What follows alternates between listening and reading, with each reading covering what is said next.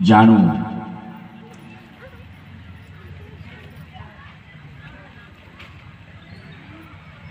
ଯାତ୍ରା ପୁସ୍ତକ ବହିର୍ଗମ ପୁସ୍ତକ 20 ଅଧ୍ୟାୟ 3 ପଦରେ ଲେଖା ଅଛି, ତୁମେମାନେ ଏକମାତ୍ର ଈଶ୍ୱରଙ୍କୁ ଆରାଧନା କରିବ। ଆଜି ଆମେ ଧନ୍ୟ ମନେ କରୁ, ଆମ ସତ୍ୟ ଈଶ୍ୱରଙ୍କୁ ଆମେ ଜାଣିଛୁ, ଆଉ ସତ୍ୟ ଈଶ୍ୱର ହେଉଛନ୍ତି ପ୍ରଭୁ ଯୀଶୁ ଖ୍ରୀଷ୍ଟ। ତାଙ୍କୁ ଆମେ ଆରାଧନା କରି ସଦାସର୍ବଦା ଉତ୍ତମ ରୂପେ ଶିଷ୍ୟ ଶିଷ୍ୟ ହେବା ପାଇଁ ଆମେ ପ୍ରୟାସ କରୁଛୁ। ପ୍ରିୟ ଭାଇ ଓ ଭଉଣୀମାନେ, ଆଶୁତୋମା ସତ୍ଗମାୟ ତମସୋମା ଜ୍ୟୋତିର୍ଗମାୟ ମୃତ୍ୟୁର୍ମା ଅମୃତಂ ଗମାୟ। ଆଶୁତୋମା ସତ୍ଗମାୟ, ହେ ପ୍ରଭୁ ଆମ୍ଭମାନଙ୍କୁ ଅସତ୍ୟରୁ ସତ୍ୟ ଆଡ଼କୁ ତୁମେ ନେଇଯାଅ। ହେ ପ୍ରଭୁ ତୁମେ ଅନ୍ଧକାରରୁ ଆମ୍ଭମାନଙ୍କୁ ଆଲୋକ ନିକଟକୁ ନେଇଯାଅ। ହେ ପ୍ରଭୁ ମୃତ୍ୟୁରୁ ଆମମାନଙ୍କୁ ଅନନ୍ତ ଜୀବନ ଆଡ଼କୁ ନେଇଯାଅ। ମା ମାରିଆଙ୍କର ପ୍ରାର୍ଥନା ସଦାସର୍ବଦା ଏହା ହିଁ ଥିଲା। କୁମାରୀ ମାରିଆ ସତ୍ୟ କ'ଣ ଜାଣିଥିଲେ? ସତ୍ୟ ଏକ ତଥ୍ୟ ନୁହଁ, ସତ୍ୟ ଏକ ବ୍ୟକ୍ତି, ସେ ହେଉଛନ୍ତି ପ୍ରଭୁ ଯୀଶୁ ଖ୍ରୀଷ୍ଟ। ଏଣୁ ମା ମାରିଆ ସର୍ବପ୍ରଥମେ ଯୀଶୁଙ୍କୁ ନିଜ ଗର୍ଭରେ ଧାରଣ କରି, ଯୀଶୁଙ୍କର ଲାଳନ ପାଳନ କରି, ଯୀଶୁ ଖ୍ରୀଷ୍ଟଙ୍କୁ ପ୍ରଭୁ ବୋଲି ସ୍ୱୀକାର କରିବା ପ୍ରଥମ ଶିଷ୍ୟା ଥିଲେ କୁମାରୀ ମାରିଆ। କରତାଳି ଦେଇ ହୁଳହୁଳି ଦେଇ ମା ମାରିଆଙ୍କ ପାଇଁ ଆମେ ଧନ୍ୟବାଦ ଦେବା। Hallelujah. Hallelujah. Hallelujah. Hallelujah. Praise the Lord. Praise the Lord. Praise the Lord. Praise the Lord. Joy Jesus. Joy Jesus. Joy Jesus. Joy Jesus. କୁମାରୀ ମାରିଆଙ୍କର ଦ୍ୱିତୀୟ ବିଷୟ ମୁଁ ଆପଣମାନଙ୍କୁ କହିବି। କୁମାରୀ ମାରିଆ ସଦା ସର୍ବଦା ନିଜର ପବିତ୍ରତାକୁ ବଞ୍ଚାଇଥିଲେ। ତେଣୁ କରିକି କ୍ୟାଥୋଲିକ ମଣ୍ଡଳୀର 4ଟି ବିଶ୍ୱାସନୀୟ ତଥ୍ୟ ହେଉଛି, ଗୋଟିଏ ହେଲା କୁମାରୀ ମାରିଆ ଈଶ ଜନନୀ, କୁମାରୀ ମାରିଆ ଚିର କୁମାରୀ, କୁମାରୀ ମାରିଆ ବିମଳା ଗର୍ଭ ସମ୍ଭୂତା, କୁମାରୀ ମାରିଆ ସ୍ୱର୍ଗନୀତା। ଆଜି ସ୍ୱତନ୍ତ୍ର ଭାବରେ ମା ମାରିଆଙ୍କର ପବିତ୍ରତା ବିଷୟରେ ଟିକେ ଧ୍ୟାନ କରିବା। କୁମାରୀ ମାରିଆ ଯେତେବେଳେ ତାଙ୍କୁ 14 ବର୍ଷ ହେଇଥିଲା, ସ୍ୱତନ୍ତ୍ର ଭାବରେ ପବିତ୍ରାତ୍ମାଙ୍କ ଶକ୍ତିରେ କୁମାରୀ ମାରିଆ ଗର୍ଭ ଧାରଣ କରି ଯୀଶୁଙ୍କୁ ଜନ୍ମ ଦେଲେ। ଆଉ ଯୀଶୁ ସ୍ୱତନ୍ତ୍ର ଭାବରେ ଏହି ପୃଥିବୀରେ ଜନ୍ମଗ୍ରହଣ କଲେ ଏବଂ 30 ବର୍ଷ ବୟସରେ ନିଜର ପ୍ରେରିତ କାର୍ଯ୍ୟ କଲେ ଏବଂ 33 ବର୍ଷ ବୟସରେ ସେ ମୃତ୍ୟୁବରଣ କଲେ। ଏବଂ ଏହି ପୃଥିବୀରେ ଜଣେ ବ୍ୟକ୍ତି, ଯେଉଁ ବ୍ୟକ୍ତି କି ମୃତ୍ୟୁକୁ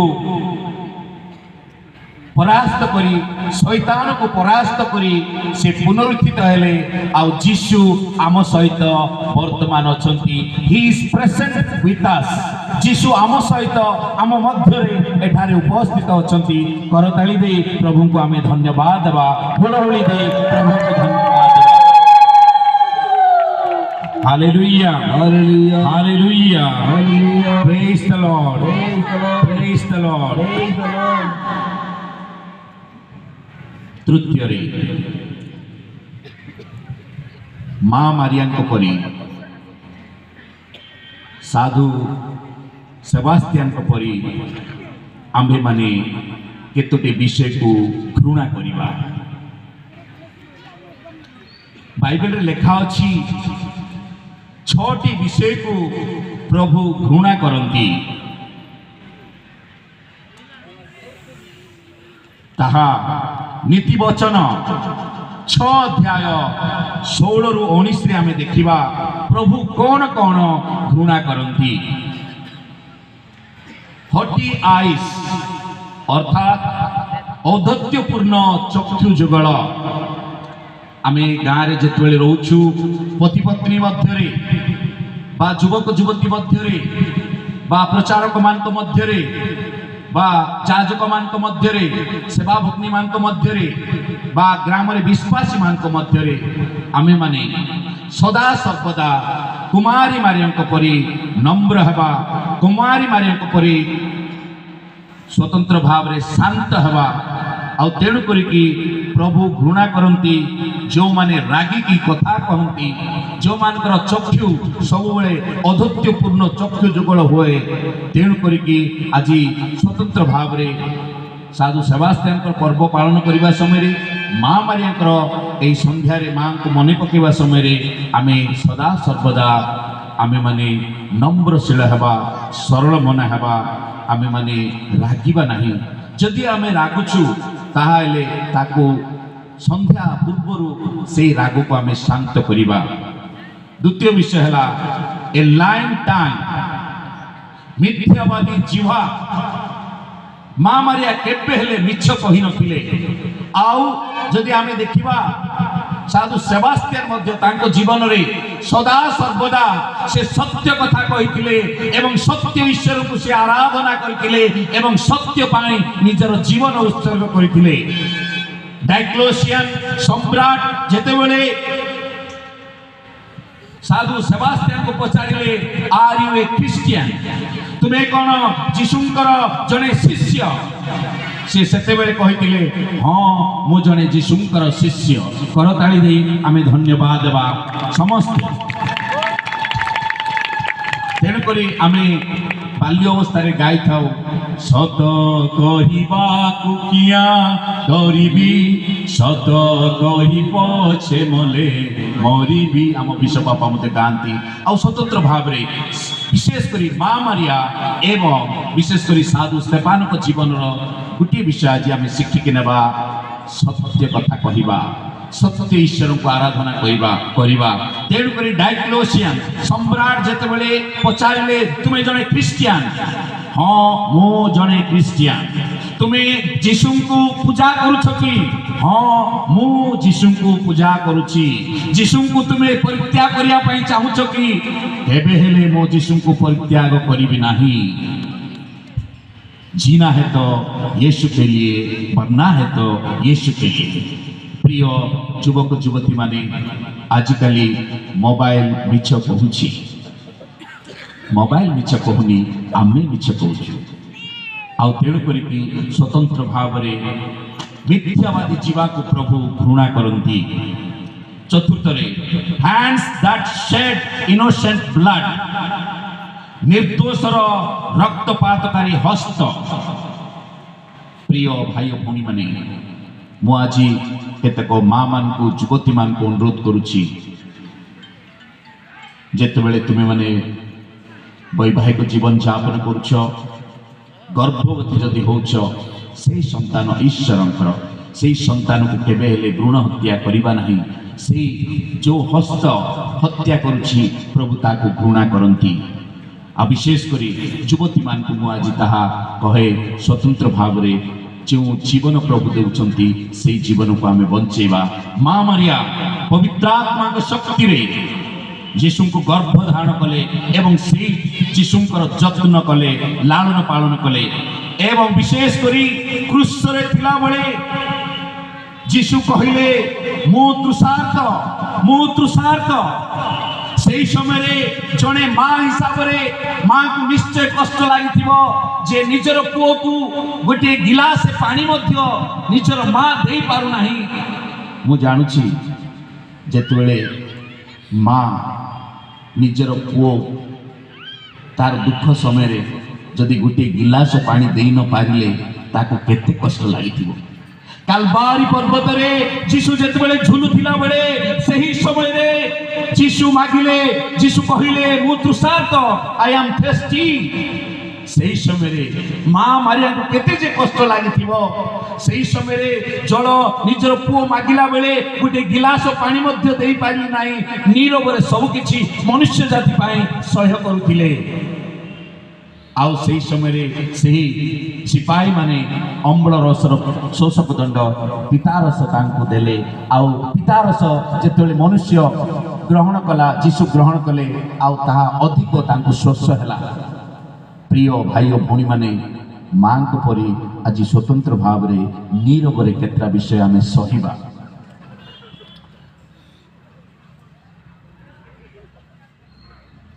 ନେକ୍ସଟ ପଏଣ୍ଟ ଦେଖିବା, ଏ ହାର୍ଟ ଦ୍ୟାଟ୍ ଡିଭାଇଡ୍ସ ୱିକେଡ୍ ପ୍ଲାନ୍। ଅନିଷ୍ଟ ଚକ୍ରାନ୍ତକାରୀ ହୃଦୟ। ପ୍ରଭୁ ଏହାକୁ ଘୃଣା କରନ୍ତି। ଯେତେବେଳେ ଆମେ ଅନ୍ୟର ଅନିଷ୍ଟ କରୁ, ପ୍ରଭୁ ସ୍ୱତନ୍ତ୍ର ଭାବରେ ଏହାକୁ ଘୃଣା କରନ୍ତି। ପ୍ରିୟ ଭାଇ ଓ ଭଉଣୀମାନେ, ଆମେ ଯେତେବେଳେ ଆଗକୁ ବଢ଼ିଥାଉ, ଆଉ କେତୋଟି ଜିନିଷ ପ୍ରଭୁ ଘୃଣା କରିଥାନ୍ତି।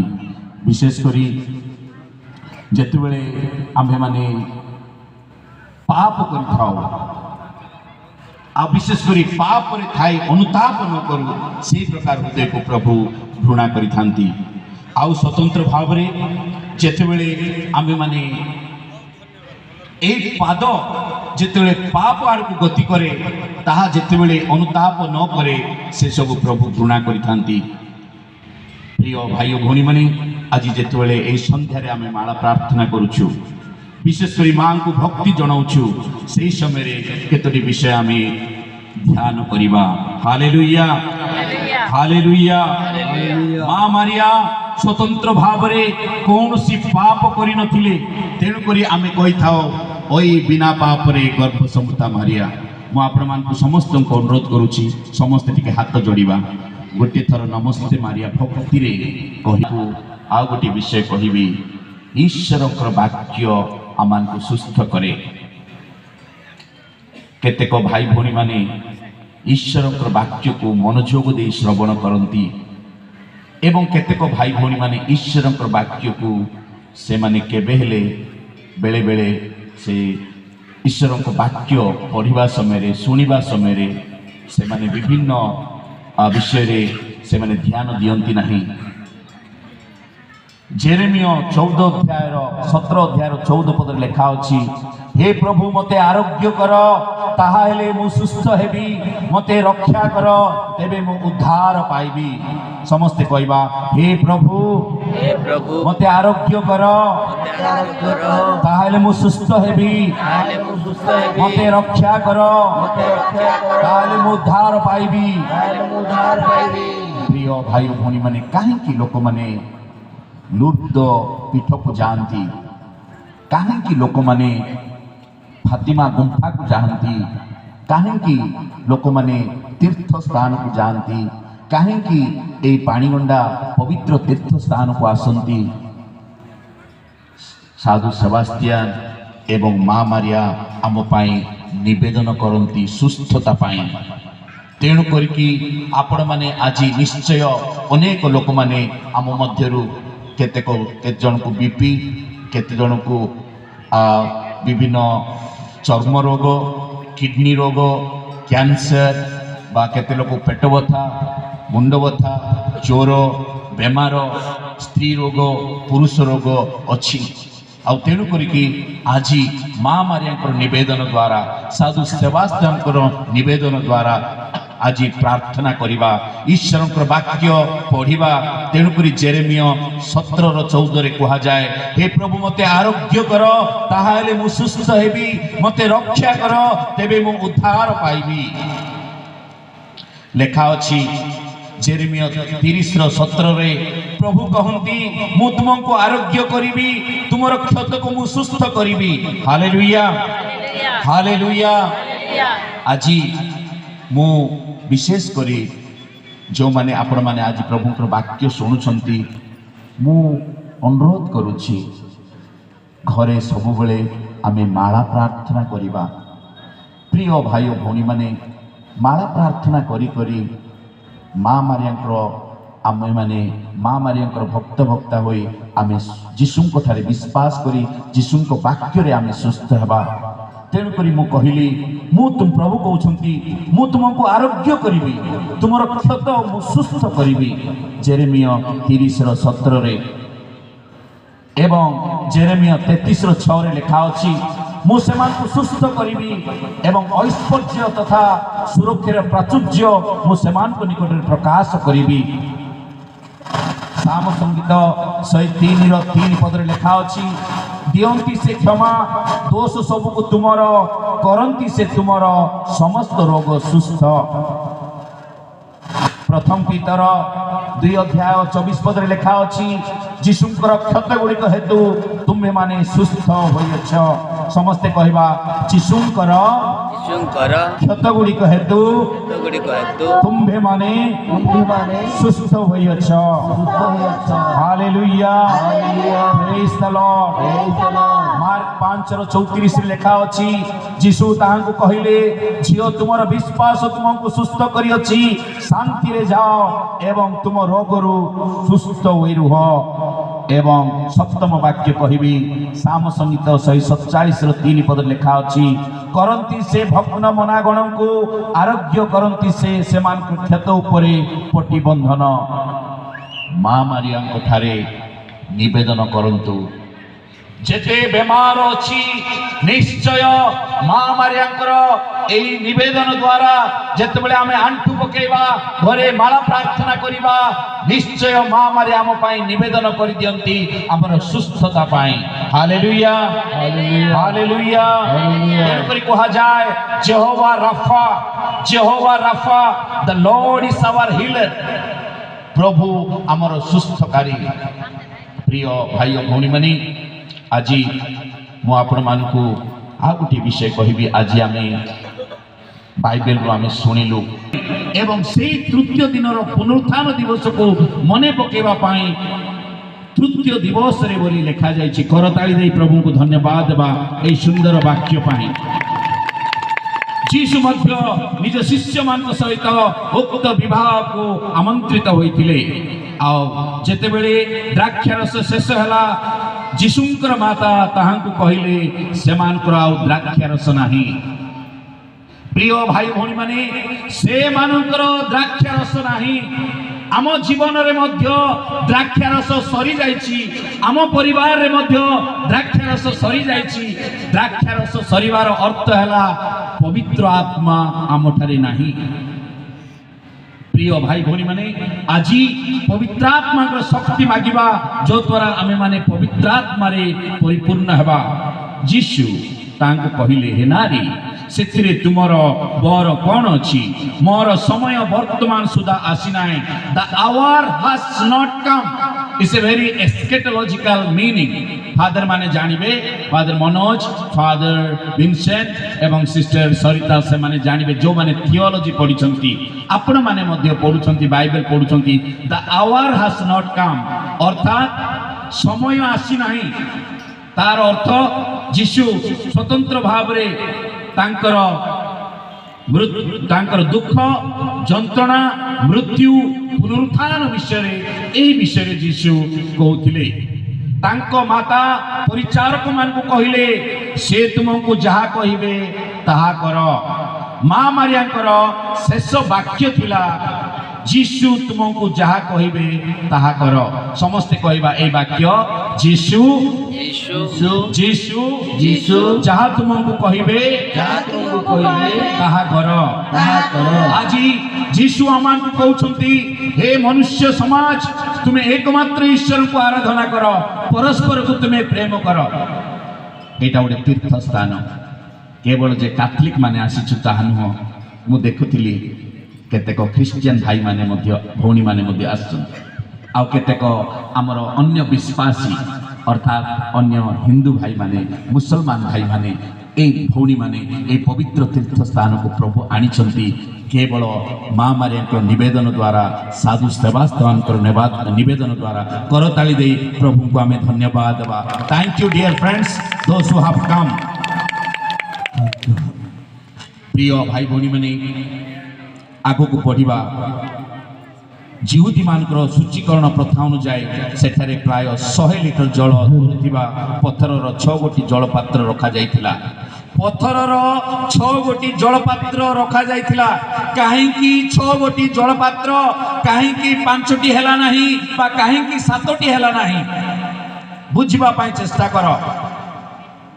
ଛଅଟି ଜଳପାତ୍ର, ଛଅଟା ହଉଛି ପରଫେକ୍ଟ ନମ୍ବର ନାହିଁ, ପୂର୍ଣ୍ଣ ନମ୍ବର ନାହିଁ, ସାତଟା ହଉଛି ପୂର୍ଣ୍ଣ ନମ୍ବର। ଆମର କେତେଟା ସଂସ୍କାର ଅଛି? ସାତଟି ସଂସ୍କାର ଅଛି। ଯୀଶୁ ଦୁଇଟି ପାଞ୍ଚଟି ରୋଟି, ଦୁଇଟି ମାଛ, କେତୋଟି ହେଲା? ସାତଟି। ଯୀଶୁ କ୍ରୁଶରେ ଥିଲାବେଳେ କେତୋଟି ବାକ୍ୟ କହିଥିଲେ? ସାତଟି ବାକ୍ୟ କହିଥିଲେ।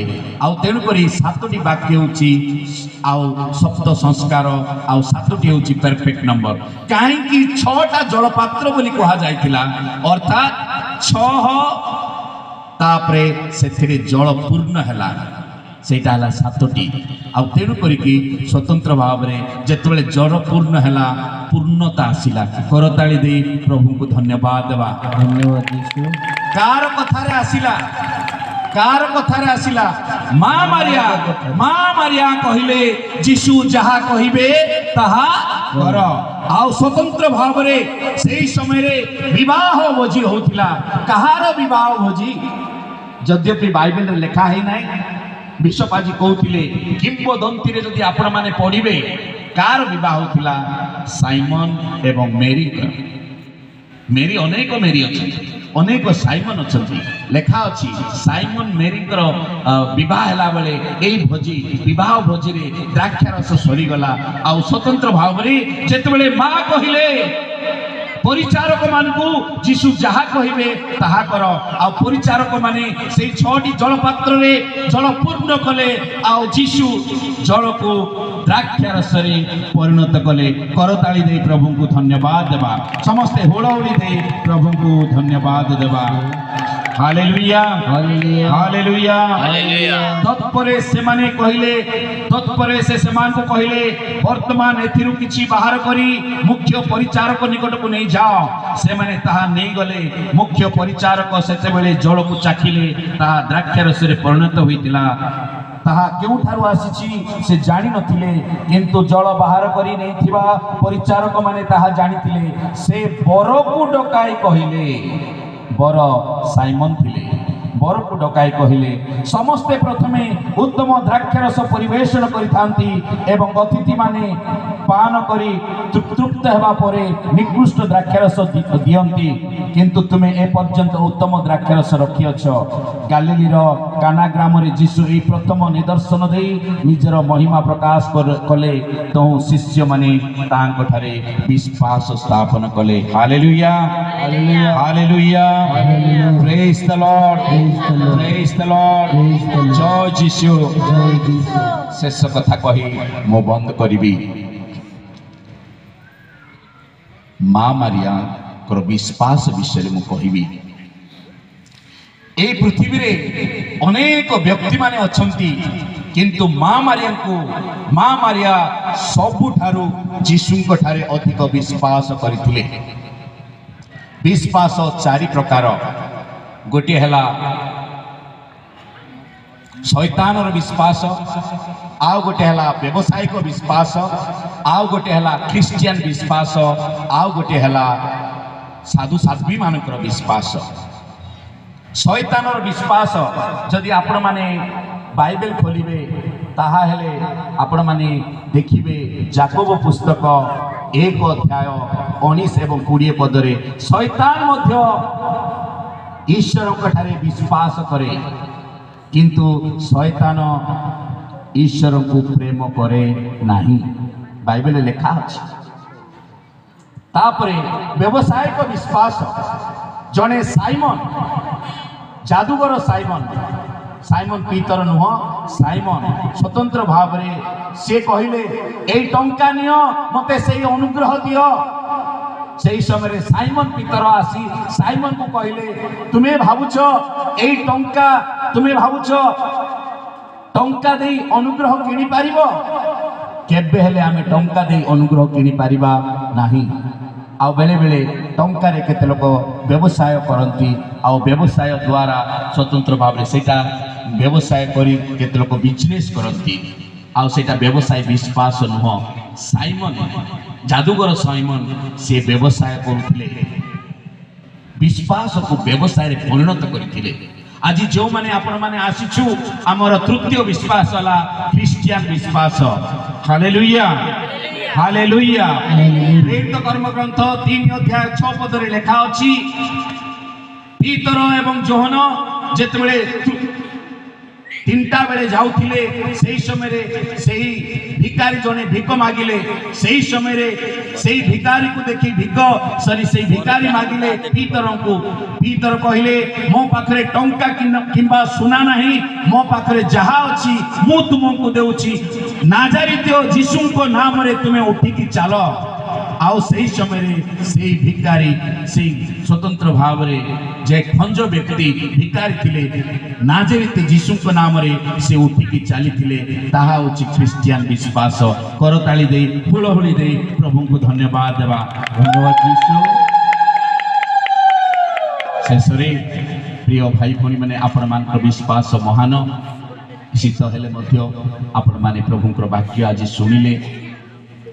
ଆଜି ମୁଁ ଆପଣମାନଙ୍କୁ ଅନୁରୋଧ କରୁଛି, ଏହି ବର୍ଷ ମହାଆଡ଼ମ୍ବର ସହକାରେ ଆମେ ପାଳନ କଲୁ। ଆସୁଥିବା ବର୍ଷକୁ ମଧ୍ୟ ଆପଣମାନେ ବହୁ ସଂଖ୍ୟାରେ ଆସନ୍ତୁ ଏବଂ ବିଶେଷ କରି ସାଧୁ ସେବାସ୍ତିଆନଙ୍କର ନିବେଦନ ଦ୍ୱାରା ଅନେକ ଆଶ୍ଚର୍ଯ୍ୟ କର୍ମ ଏଠାରେ ଘଟିଛି। ପ୍ରାୟ 55 ବର୍ଷ ହେଲା ଏହି ପର୍ବ ଆମେ ପାଳନ କରି ଆସୁଅଛୁ। ପ୍ରେଜ୍ ଦ ଲର୍ଡ। 55 କରତାଳି ଦେଇ ପ୍ରଭୁଙ୍କୁ ଧନ୍ୟବାଦ ଦେବା। ଧନ୍ୟବାଦ ଯୀଶୁ। Hallelujah, hallelujah, hallelujah, hallelujah, hallelujah. Hallelujah. ପ୍ରେଜ୍ ଦ ଲର୍ଡ। ପ୍ରେଜ୍ ଦ ଲର୍ଡ। ପ୍ରିୟ ଭାଇ ଭଉଣୀମାନେ, ଆଜି ମଧ୍ୟ ମୁଁ ସ୍ୱତନ୍ତ୍ର ଭାବରେ କଂଗ୍ରାଚୁଲେସନ୍ ଜଣାଇବି ଆପଣମାନଙ୍କୁ। ଅତି ସୁନ୍ଦର ସାମିଆନା ଆଜି ସକାଳୁ ମୁଁ ଦେଖୁଥିଲି, ମୋତେ ଆଖିରୁ ଲୁହ ବାହାରୁଥିଲା। ଏଇଟା ଆମ ପାରିଶ କଟାମା ଧର୍ମାଞ୍ଚଳ କି ବୋଲି।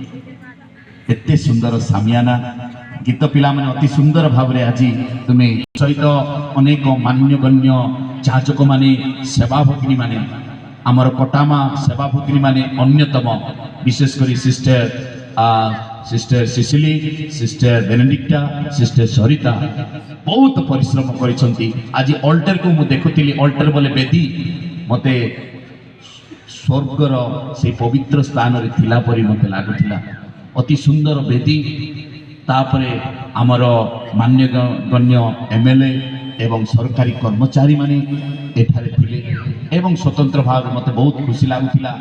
ଆଜିର ବିଶେଷ କରି ଆମର ମୁଖ୍ୟ ଯାଜକ ରେଭରେଣ୍ଡ ଫାଦର ମନୋଜ ଆରମ୍ଭରୁ ଶେଷ ପର୍ଯ୍ୟନ୍ତ ପ୍ରାୟ ଦୀର୍ଘ 1 ମାସ ପରିଶ୍ରମ କରିଛନ୍ତି। ନ ଖାଇ ନ ପିଇ ଆପଣମାନଙ୍କ ସହିତ ହାତ ମିଳେଇ, ବିଶେଷ କରି 3ଟି ଡିଗ୍ରୀ ଅଛି। ଗୋଟେ ହେଲା ଅଳ୍ପ ବିଶ୍ୱାସ, ଅବିଶ୍ୱାସ, ଅଳ୍ପ ବିଶ୍ୱାସ, ମହାନ ବିଶ୍ୱାସ। ପ୍ରେଜ୍ ଦ ଲର୍ଡ। ପ୍ରେଜ୍ ଦ ଲର୍ଡ। ହାଲେଲୁୟା। ହାଲେଲୁୟା। ସମସ୍ତେ କହିବା ଅବିଶ୍ୱାସ। ଅବିଶ୍ୱାସ, ସମସ୍ତେ ହାତ ଟିକେ ଟିକେ କହିବା ଅବିଶ୍ୱାସ, ଅବିଶ୍ୱାସ, ଅଳ୍ପ ବିଶ୍ୱାସ, ଅଳ୍ପ ବିଶ୍ୱାସ, ମହାନ ବିଶ୍ୱାସ। ମହାନ ଆଉ ଥରେ ଅବିଶ୍ୱାସ, ଅବିଶ୍ୱାସ, ଅଳ୍ପ ବିଶ୍ୱାସ, ଅଳ୍ପ ବିଶ୍ୱାସ, ମହାନ ବିଶ୍ୱାସ। ମହାନ ବିଶ୍ୱାସ। ପ୍ରିୟ ଭାଇ ଭଉଣୀ ମାନେ, ଅବିଶ୍ୱାସ କୋଉଠି ଲେଖା ହେଇଛି?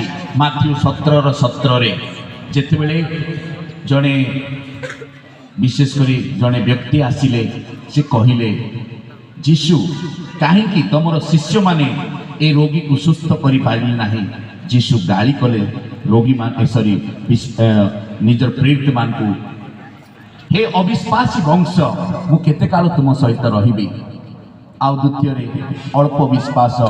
ମାଥ୍ୟୁ ଲିଖିତ ସୁସମାଚାର 8 ଅଧ୍ୟାୟର 26 ପଦରେ ଯୀଶୁ ଯେତେବେଳେ ସମୁଦ୍ରରେ ଯାଉଥିଲେ, ଡଙ୍ଗାରେ ଶୋଇ ପଡ଼ିଥିଲେ, ସମୁଦ୍ରରେ ଢେଉ ଆସିଲା, ପ୍ରେରିତମାନେ ଡରିଗଲେ ଏବଂ କହିଲେ, ଯୀଶୁ ଆମେ ବୁଡ଼ି ଯାଉଛୁ। ଯୀଶୁ ପ୍ରେରିତମାନଙ୍କୁ ଗାଳି କଲେ, ଭୟ କର ନାହିଁ ହେ ଅଳ୍ପ ବିଶ୍ୱାସୀ, O you little faith, why you are afraid.